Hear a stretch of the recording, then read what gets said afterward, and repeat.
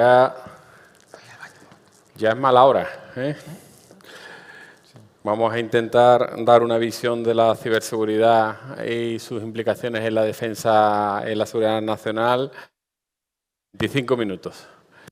Bueno, voy a hablar un poquito de conceptos, me voy a pasar rápido para centrarme en los incidentes y en las amenazas que hemos visto en 2022.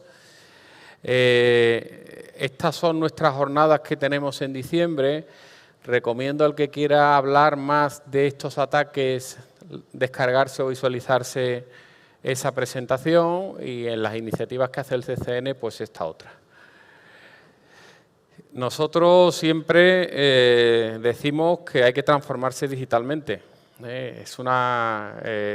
está para preguntarse o para que dudemos en la transformación digital, pero transformación digital sin ciberseguridad creo que es un flaco favor. Se ve poco la presentación, yo entiendo que la organización lo va a dar, pero hay estos 6 principios básicos los tenemos que responder. Me voy a quedar con los que están en blanco, que son auditoría continua, mínimo privilegio, respuesta integrada y vigilancia continua, porque son cosas que tienen que implantar las administraciones y las empresas. Si estamos transformando digitalmente, estamos permitiendo a cualquiera que acceda desde cualquier lugar y en cualquier momento, y no tenemos ni vigilancia continua ni hemos aplicado bien el mínimo privilegio, y además no hemos reducido la superficie de exposición de nuestros sistemas, estamos avanzando hacia un desastre sin conocerlo, ¿no? Luego, el CCN sí que impulsa que todo lo que implantemos sean tecnologías certificadas, y necesitamos también medidas horizontales de ciberseguridad para todo el mundo. A esto le llamamos nosotros medidas de defensa activa. Nosotros estamos trabajando ahora en la plataforma y en la red nacional de SOC y en el esquema nacional de seguridad. El otro logo pues es el del catálogo. ¿Cómo nos atacan? Antes así atacaban los estados.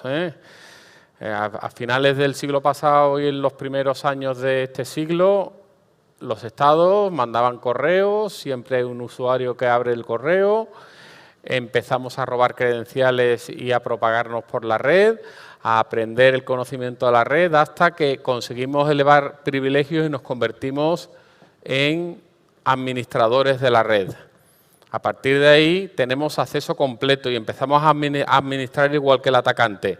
Y sobre todo accedemos a lo que le interesa al atacante, que es el segundo nivel de servidores, donde están las bases de datos, los servidores de correo, los servidores de ficheros y toda la información interesante de la organización. Dicho eso, esto que antes, como decía, solo lo hacían los estados, ahora, por desgracia, lo hace cualquier chiquilicuatre que ha aprendido en Internet, y lo hacen además con diligencia y presteza, con lo cual hemos socializado un poquito todas las capacidades de ciberataques.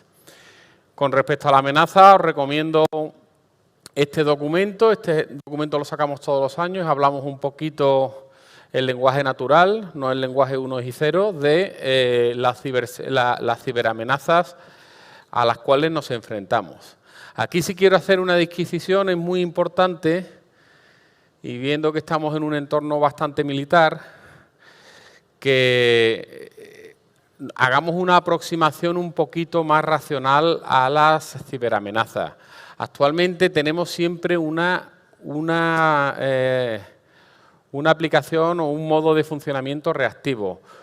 Un organismo tiene un incidente, llama a los organismos adecuados, llama en el caso del sector público al CCNCER, estamos con ellos, resolvemos el incidente y nos vamos. Y la información y la defensa se queda en la víctima. Necesitamos, como son grupos de ataques que atacan a muchos y utilizan siempre las mismas tácticas y técnicas y procedimientos, pues aprender mucho de su infraestructura y sus capacidades. Para intentar avanzar en este eje de la SI, de este llamado modelo de diamante, para conocer al atacante, de tal manera que en algún momento nos podamos poner cerca del atacante y pasemos de defender solo nuestra trinchera a intentar un poquito de tener un poco más de libertad de acción, que es lo que ahora mismo no tenemos en ningún momento. Los organismos y las empresas son muy reluctantes a informar de los incidentes, muy reluctantes en general a comunicar todo, y este modelo, si no hacemos un amplio intercambio entre todos, va mal. ¿Qué estamos viendo? Pues El año pasado gestionamos 55.000 incidentes.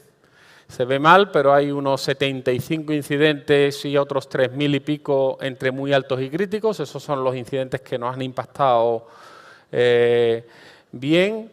Los incidentes bajos y medios son lo que se van a pasar ahora a llamar en la directiva NIS 2.0 cuasi incidentes, pero que es muy recomendable intercambiar, porque un cuasi incidente es un incidente que hemos parado en las primeras fases, pero que podría haber impactado mucho y que puede ser que en una organización se paren las primeras fases, pero en otras organizaciones entren hasta la cocina, ¿no? Entonces, con esto, pues siempre nos centramos en estos modelos, ¿no? Nos preocupa mucho el ciberespionaje, el ciberdelito y la ciberguerra, y voy a hablar un poco de estos tres fenómenos, ¿no? Como decía, estos son los tres que nos preocupan y voy a hablar un poquito de ellos, y estos otros pues los tenemos también en consideración. Pero cuando me dicen, bueno, ¿ciberterrorismo no lo consideráis como una amenaza? Digo, es que no veo casos de ciberterrorismo. De uso de Internet de los terroristas se ven muchos casos, pero de ciberterrorismo, en modo cibersabotaje, no vemos casos, ¿eh? Cuando nos pasa un cibersabotaje, normalmente el actor es un Estado. Y luego puede actuar como falsa bandera o no, pero normalmente ese es el modelo, ¿no? ¿Qué diferencia un ataque de un Estado de un ataque de cibercrimen? Normalmente es la motivación, ¿no? El Estado pues intenta copiar tecnología, copiar secretos, copiar movimientos diplomáticos de otro Estado. Este avión se ve mucho mejor, este es el F-35 americano y el J-31 chino. Y en cambio, el ransom pues utiliza objetivos de oportunidad. Siempre nos dicen, ay, mira, qué mala suerte, me ha tocado a mí. Digo, bueno, te ha tocado a ti, tú habrás echado alguna papeleta, habrás comprado alguna papeleta en el asunto, ¿no? Eso de que me ha tocado a mí es porque hemos tenido vulnerabilidades que el atacante ha aprovechado. Que puede ser que uno tenga 10 vulnerabilidades y el otro tenga solo una y haya caído el que solo tiene una. Sí, pero esto es como la Liga, ¿eh? Normalmente que juega bien va arriba y el Sevilla pues está abajo ahora, ¿no? Y soy del Sevilla, ¿vale? Importante también el cibersabotaje. Cuando hacemos una acción de cibersabotaje, ten en cuenta que una vez que está colonizada la red y tenemos los implantes dentro, son cambios en las líneas de código o adaptaciones en el programa. Lo que parece un fenómeno distinto, técnicamente no es tan complicado realizar esas acciones de cibersabotaje, con todas sus variables, ¿no? Bueno, pues vamos a hablar un poco de ciberespionaje. Lo llevamos viendo este fenómeno desde los años 90. Normalmente vemos unos 30, 40 casos al año. El caso más mediático lo vimos en el año 2013, cuando Estados Unidos acusa formalmente a China de unas acciones de ciberespionaje por el grupo APT1. Unas 2.000 personas estaban en las empresas 356 días, atacaron a muchísimas empresas, del orden de 140 empresas, y sacaron muchísima información de esa empresa. Se pudo sacar tanta parametrización del grupo de ataque porque en ese momento se creían inmunes y no tenían seguridad de operaciones. Ahora es realmente difícil detectarlos. Información extraída en algunos objetivos, 6,5 terabytes. Es un programa completo de lo que queramos, ¿no?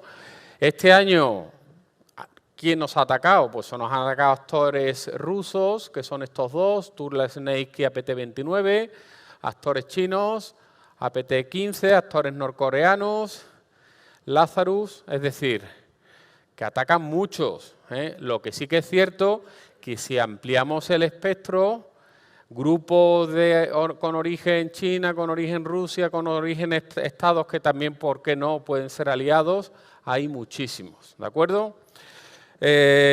Bueno, luego a lo mejor no me va a dar tiempo de ver algún caso, pero que sepáis que este fenómeno es el que realmente nos preocupa y el que realmente nos hace daño en nuestra competitividad, en la competitividad de nuestras empresas, y que realmente En estos 23 años de este siglo estamos en la edad de oro de los ciberataques. No hay legislación, no hay ninguna norma a nivel internacional que limite esta actividad, muy difícil la atribución, solo tenemos que temer al fracaso, no tememos otra cosa. Y realmente la extracción de información vía medios técnicos pues es realmente fácil. El segundo fenómeno, el cibercrimen, este es asunto de fuerzas y cuerpos de seguridad del Estado, pero sí que tenemos que decir que desde el CCN, como hemos tenido muchos fenómenos de cibercrimen en las administraciones públicas, pues hemos empezado a trabajar cada vez más coordinadamente con fuerzas y cuerpos, con Guardia Civil y con Policía. ¿Qué vemos? Pues unas 50 acciones al año. Es un sistema que, siendo personas individuales o algunos grupos organizados, son capaces de coordinarse muy bien. Hay unas personas que desarrollan código, hay otras personas que atacan las redes, hay otras personas que están en la dark web comprando credenciales.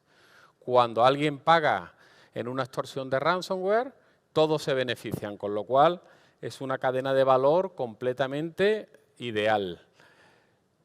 ¿Ganan? Pues ganan bastante dinero. Cuando se paga, pues estamos en $200.000, $250.000. El Grupo Colonial en su día pagó $5 millones.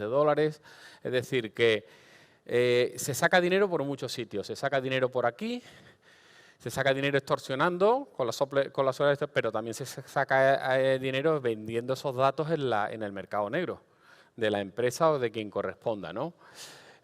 ¿Por qué pasa esto ahora? Porque antes, que nos atacaban siempre con los correos dirigidos, que los tenéis aquí, pues la transformación digital / pandemia nos ha destrozado. Nos fuimos al teletrabajo, como encima subimos al teletrabajo en 15 días, empezamos a dar paladas de nombres de usuario y contraseña a todos nuestros empleados para que desde el ordenador de casa con el que usa el niño nos conectemos al trabajo. Bueno, pues ahí hay stealers, pueden tener un montón de malware y empezamos a perder a chorro nombres de usuarios y contraseñas, credenciales de acceso, certificados, que encima los tenemos en modo software, en fin. Con lo cual, compra de credenciales en el mercado negro, explotación de vulnerabilidades. Claro, no se había puesto mucho el foco en estas tecnologías de acceso remoto, pero en los 2 últimos años les han salido vulnerabilidades críticas que permitían prácticamente el control remoto de estas plataformas de recepción, donde van todos los usuarios y entregan sus credenciales. Y además, pues muchas veces las políticas de credenciales son bastante escasas. ¿De acuerdo? Bueno, vamos a ver algunos casos. El primero, el 2021, el SEPE. Bueno, pues se compró una credencial por $10, entraron dentro del CEPE y destrozaron pues todo el Servicio de Empleo Público Estatal. Ahí os dejo una imagen de cada una de las provincias. Los que están en rojo eran equipos infectados. Este malware, que se llamaba Ryuk, pues tenía la facultad de wake on LAN, es decir, exploraba los sistemas, veía ordenadores apagados, los encendía, los cifraba y ya los dejaba cifrados. Con lo cual era complicado, había que actuar eliminando todos los equipos y creando una red limpia. Eso cuesta, en una organización como el SEPE, de 10.000 ordenadores y descentralizada en toda España, pues tiene su complejidad, ¿no? Por supuesto, su eco mediático. El Ayuntamiento de Castellón, pongo este ejemplo, porque aquí ya empezó la doble extorsión. Se cifró con otro tipo, aquí el grupo es RansomX, con otra contraseña cae el Ayuntamiento, $11, y se cifró y además le dijo, tengo tus datos, que es lo que le ha pasado al Clinic, si no me pagas, los publico. ¿De acuerdo? El Clinic también ha sufrido cifrado, pero ha sufrido cifrado de los ordenadores host de todas las máquinas virtuales, con lo cual, cifrando muy pocos, han caído muchas máquinas virtuales. Siguiente, y esto es un poco lo que le ha pasado al Clinic y muchas veces lo que nos puede pasar en los servicios en nube si no adquirimos proveedores de servicios en nube de calidad, ¿no?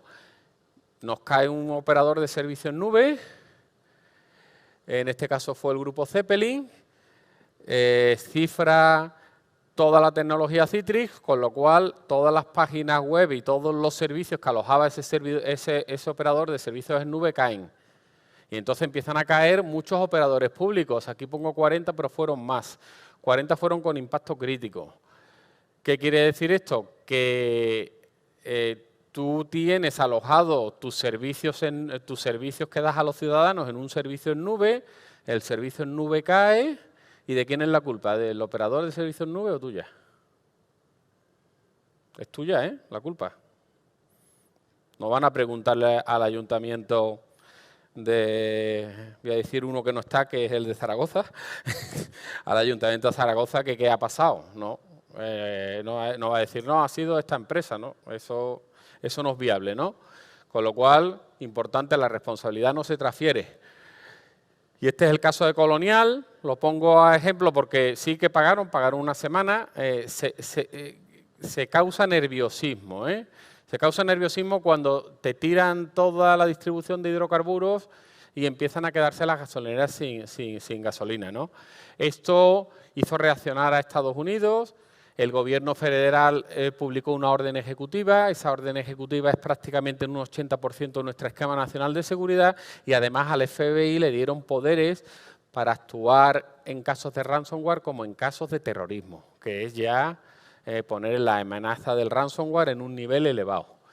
Lecciones aprendidas que encontramos dentro de los organismos.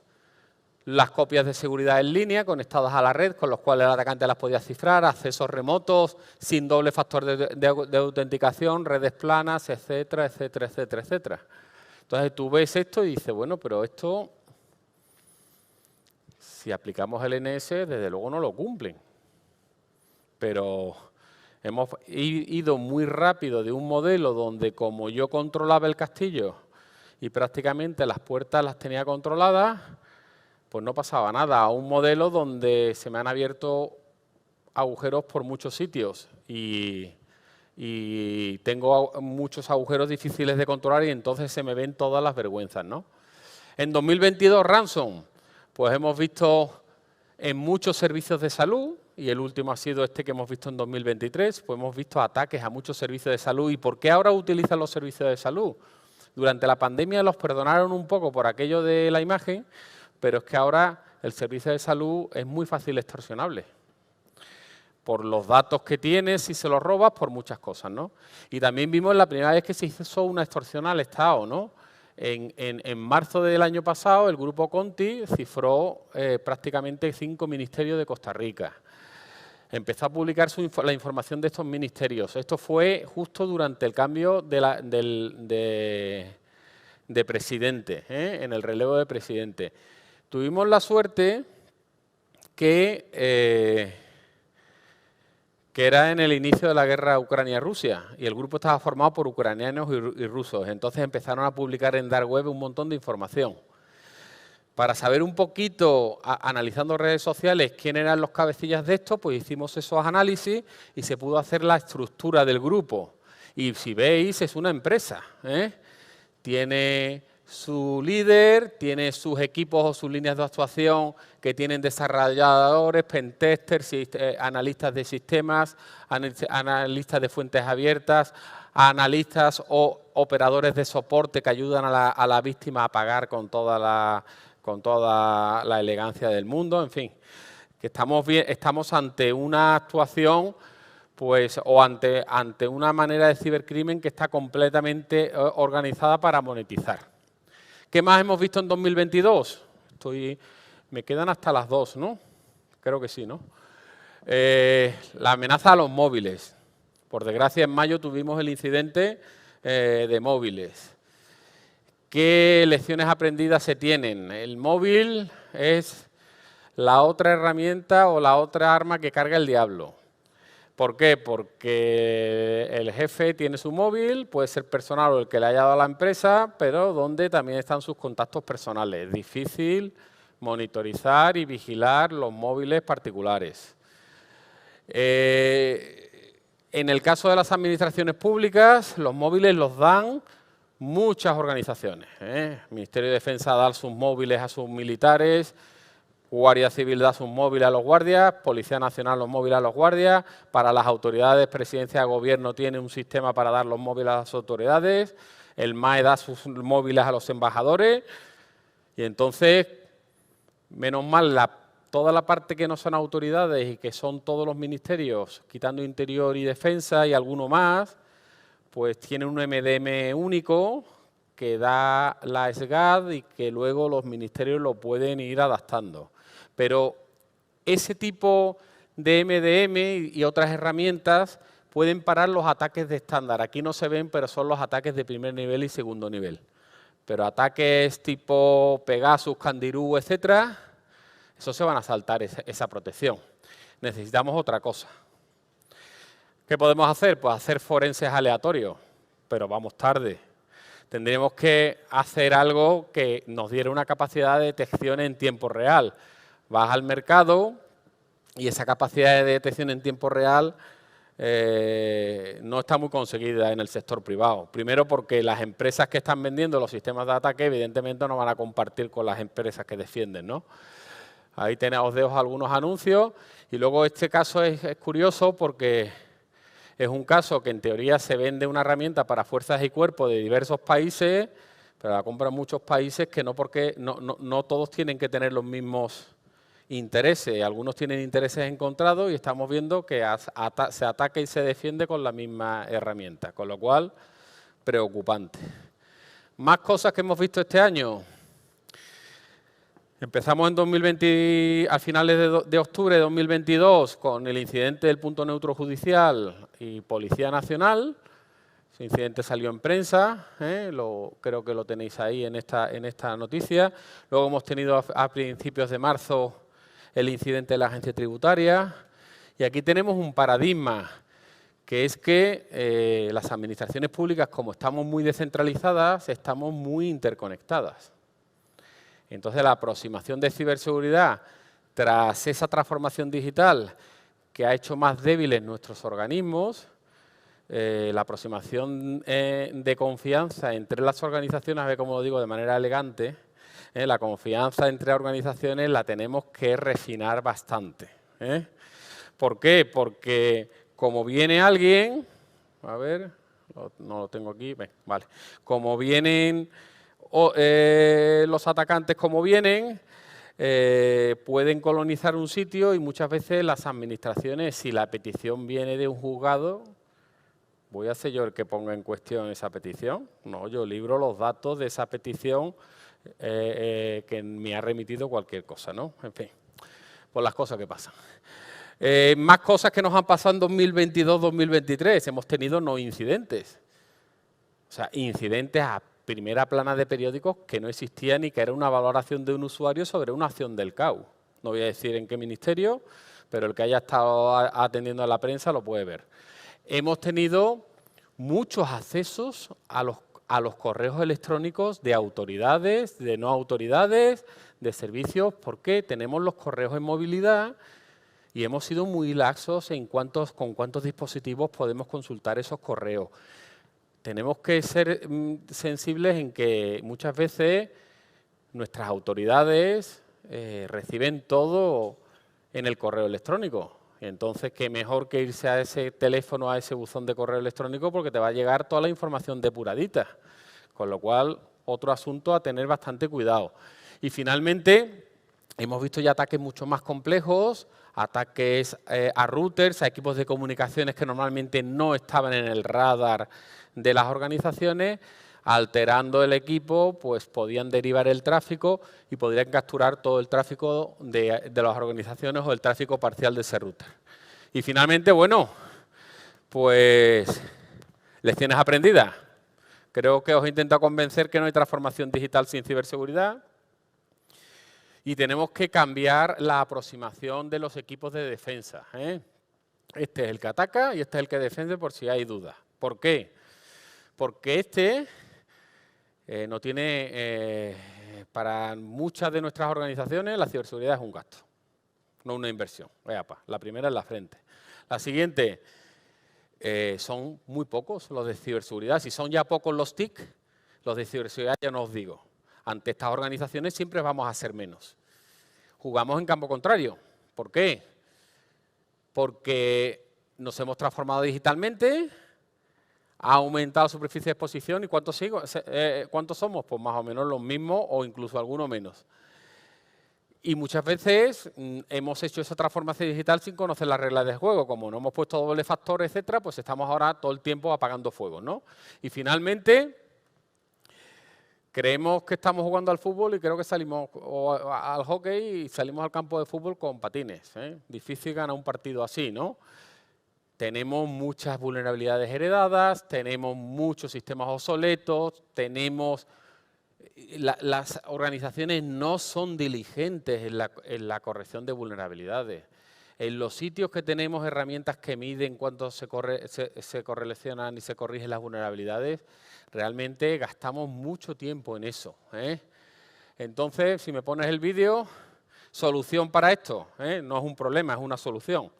Crear centros de operaciones de ciberseguridad, ¿eh? Yo siempre le digo a la Diputación de León, que tiene 211 ayuntamientos, ¿no, Miguel? Que tú has estado allí. 211 ayuntamientos. Los rojos son los responsables TIC de los ayuntamientos. Los azules son los 6 del SOC. Como en ciberseguridad lo que importa es el talento y no importa el número, pues al final gana quien gana, ¿no? Vamos a crear esos SOCs, vamos a crear sinergias y vamos a relacionar estos SOCs para que en vez de que nos coman los atacantes uno a uno, podamos nosotros comernos al atacante. Porque si no, podemos hacer un flaco favor. Entonces, no vamos a renunciar a la transformación digital, pero sí tenemos que transformar también digitalmente a la ciberseguridad, donde el intercambio de información y la actuación conjunta tienen que ser hilos conductores. Os dejo aquí algunas tendencias y muchas gracias.